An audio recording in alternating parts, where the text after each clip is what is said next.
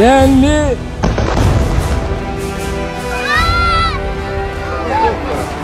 ফিলিস্তিনের গাজায় যুদ্ধ নয়, বরং ইসরায়েলের গণহত্যা চলছে। জাতিসংঘ সাধারণ পরিষদে দেওয়া ভাষণে এমন অভিযোগ করেছেন তুরস্কের প্রেসিডেন্ট রিসেপ তাইয়েপ এরদোয়ান।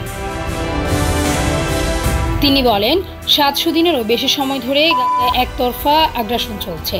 গত ২৩ মাসে প্রতি ঘন্টায় একটি শিশুকে হত্যা করেছে ইসরায়েল।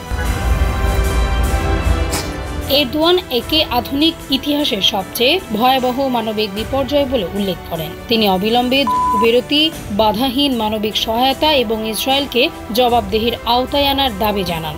একই সঙ্গে বিশ্ব সম্প্রদায়কে ফিলিস্তিনের পাশে দাঁড়াতে আহ্বান জানিয়ে বলেন, গাজায় কোনো যুদ্ধ নেই, এটি একতরফা গণহত্যা।